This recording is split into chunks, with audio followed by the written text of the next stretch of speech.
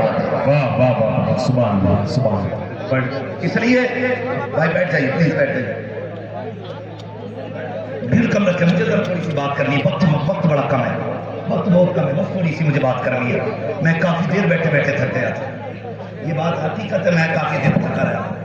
یہ سچی بات ہے۔ میں بیمار بھی ہوں، سرکار اویس میاں صاحب قبلہ کا علاج چل رہا ہے، یہ تو اس قلندر کی نظر کرم ہے جو تقریریں کر رہا ہوں، ورنہ ڈاکٹر نے مجھے 3 مہینے کے لیے بیڈ ریسٹ بولا ہے، 3 مہینے کے لیے۔ اور یہ بس خدا کا کرم کہ یہ تیرا کرم ہے آقا کے بنا لیا ہے اپنا، کہاں مجھ سے یہ کمینہ، کہاں سلسلہ تمہارا۔ توجہ ہے آپ لوگوں کو، ذرا کہہ دیں یا رسول اللہ، نہیں بول رہے پیچھے والے لوگ، ذرا کہہ دیں یا رسول اللہ۔ اللہ سلامت رکھے، خدا کرے ہر گھر میں قرآن کا قاری پیدا ہو، ہر گھر کے اندر قرآن کا قاری پیدا ہو، اللہ کرے ہر آنگن سے قرآن کی تلاوت کی آواز آئے، صبح فجر کی نماز ہو، اور ہمارے مدارس علماء مساجد کے امام جب چہل قدمی کے لیے نکلے واپس آ کے مصلی بچھا کے گئے، اللہ اس قوم کو سلامت رکھنا، کل تک اس قوم سے گانوں کی آواز آتی تھی، آج قرآن کے ترانوں کی صدائیں آ رہی ہیں، کریں گے انشاءاللہ۔ تو یہ وہ جماعت ہے جو مصطفیٰ کی نعمت کو رکھا جائے گا، کیا یہ میں دیکھ رہا تھا آپ نے چندہ کیا، ہلکا سے لے گر جائیں گے، میں دیکھ رہا تھا آپ نے چندہ کیا، اللہ آپ کو نوازے، خوب برکت عطا کرے۔ لیکن میں دنیا کو ایک بات بتا دوں گا، یہ مدرسے امیروں کے رحم پہ نہیں چلا کرتے، مدینے والے کے کرم پہ چلا کرتے، مدینے والے کے کرم پہ چلا کرتے یہ مدرسے، ورنہ امیر کہنے کو تو بہت ہے، سب کا پیسہ مدرسے میں نہیں آتا ہے، آتا ہی نہیں ہے سب کا، ہاں سب کا پیسہ نہیں آتا ہے، امیر بہت ہے،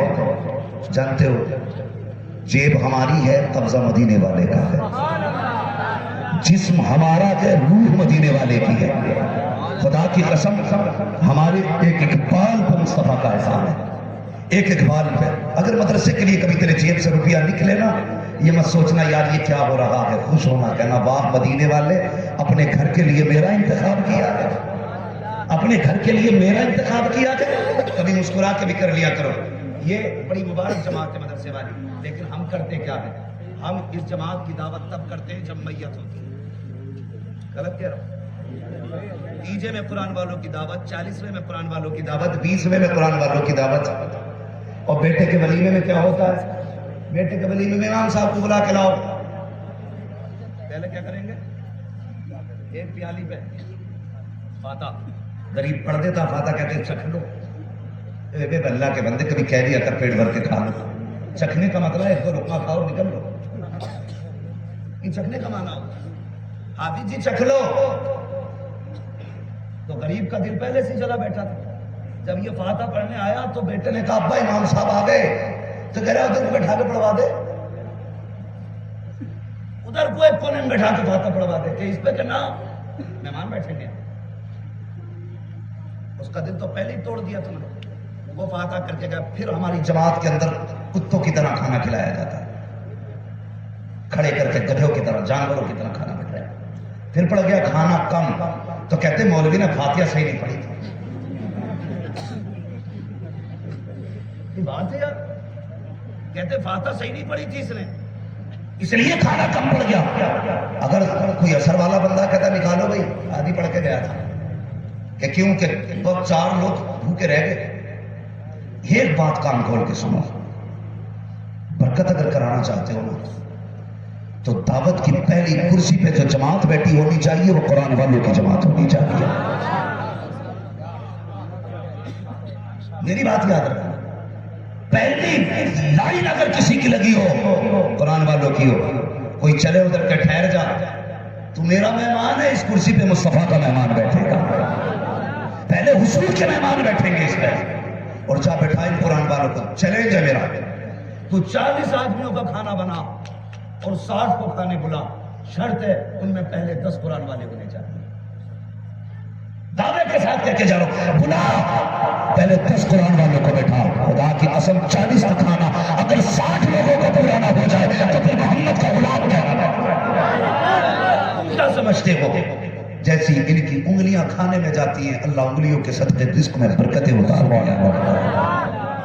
لیکن ہم نے کیا جانا، میں جب بریلی پڑھتا تھا نا تو ساتھ میں امامت بھی کرتا تھا، تو ایک مقتدی آیا تھیلیاں لے کے ساتھ، میں اس کی تھیلی دیکھ کے سمجھ تو گیا کچھ رپ لایا، لا کے اس نے پہلے شیشہ نکالا، پھر کنگا نکالی، پھر تیل، پھر ایک سفید جوڑی کپڑے، پھر اس نے ایک ٹوپی، پھر ایک رومال۔ میں نے کہا خیر تو ہے؟ کہنے لگا جی وہ حضرت کل ابا کی برسی تھی نا، تو میں نے سوچا کسی کو ایک جوڑی کپڑے بناؤں گا، پھر میرے دماغ میں آئی امام صاحب سے اچھا کون ہوگا، میں نے اٹھائی تھیلیاں، وہ آگے آگے میں پیچھے پیچھے۔ میں نے اتنا بڑا محتاج سمجھ رکھا، تیرے جیسے 36 کو پال سکتے۔ مولانا ہے تو غریب نہیں ہے، خدا کی قسم دسترخوان ہمارا ہوتا ہے، رزق مدینے والے کا آیا ہے۔ میں نے پہلے ہی کہا تھا تیرے ٹکڑوں پہ پلے غیر کی ٹھوکر پہ نہ ڈال، چھڑکیاں کھائیں کہاں چھوڑ کے، صدقہ تیرا۔ کتنے لوگ جنت میں جانا چاہتے ہیں؟ سب چاہتے ہیں نا؟ ہاتھ نہ اٹھاؤ بابا، منہ سے بول دیا کرو، ساری جانا چاہتے ہیں نا؟ اللہ تعالیٰ سب کو حضور کی ولادت کے صدقے میں جنت کا مہمان بنا دے۔ بس صرف ایک دعا کر سکتے ہیں، اللہ بڑا کریم ہے، اگر چاہے تو بس ایک لمحے کے بدلے میں بخش، وہ بے نیاز ہے، لیکن تھوڑا سا ظاہر بھی سوال ہے، ظاہر بھی اچھا ہونا چاہیے۔ میں بس بات ختم کرنے لگا ہوں، توجہ ہے آپ لوگوں کی؟ ذرا کہہ دیں یا رسول اللہ، اور زور سے، اللہ آپ کو سلامت رکھے۔ میں ایک بات آپ سے عرض کر رہا تھا، درود پاک پڑھیے صلی اللہ علیہ نبی وآلہ صلی اللہ علیہ وسلم علی محمد صلی اللہ علیہ وسلم صلی اللہ تعالی علیہ وسلم۔ سارے لوگ جنت میں جانا چاہتے ہیں نا، اور پھر مرنا کسے کسے وہ ہاتھ اٹھا کے بتاتے ہیں، جو نہیں اٹھا رہے ہو سکتا ملک الموت پکڑنے آ کے ہاتھ کے اٹھا کیوں نہیں رہا،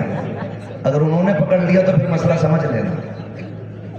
جاتے ہو قبرستان؟ جاتے کہ نہیں؟ سارے لوگ تو نہیں جاتے ہوں گے، تو 100% کنفرم ہے، کچھ لوگ جاتے ہیں کچھ نہیں جاتے۔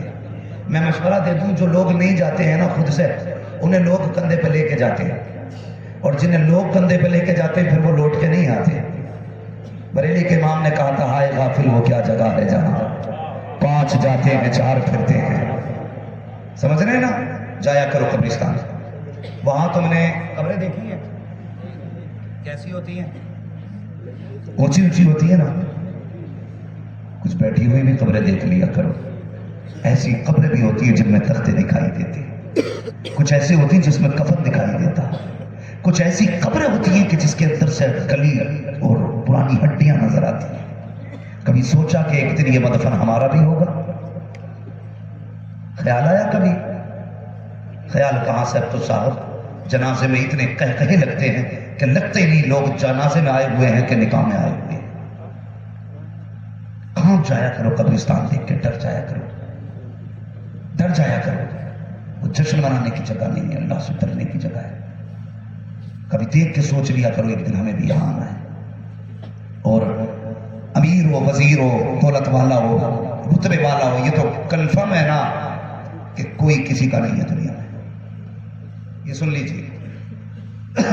کوئی کسی کا نہیں ہے۔ ایک باپ بچے کے لیے کیا نہیں کرتا ہے، پوری زندگی میں باپ ایک مکان بناتا ہے، جب بوڑھا ہو جاتا ہے بیٹے کی شادی کر دیتا، مکان وہی رہتا ہے۔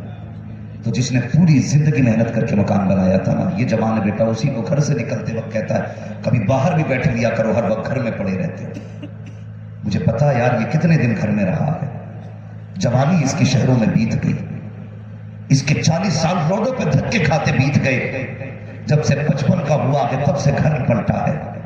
اس نے پوری زندگی میں ایک مکان بنایا تھا، اور اس پہ بھی تو نے کہہ دیا باہر جا کے بیٹھو۔ خدا را ماں باپ کے ساتھ یہ سلوک نہ کیا کرو، نہ کیا کرو۔ باپ باہر جا رہا ہے، بیٹھا اس سے کہ ابا پوری زندگی باہر رہا ہے، اب کچھ دن میرے گھر کے اندر تو بیٹھ جا، گھر کے اندر بیٹھ تاکہ تیرے قدموں کی برکت ملے۔ لوگ کہتے ہیں جی بڑی عزت کرتے ہیں ہم، ابھی ہاتھ اٹھا دو سارے کہہ دیں گے ہم باپ سے اس محبت کرتے ہیں، لیکن سنیے گا ماں باپ کا اولاد سے رشتہ بڑا عجیب ہوتا ہے۔ اولاد کتنی خبیث کیوں نہ ہو، نالائق کیوں نہ ہو، ایک وقت کی روٹی نہ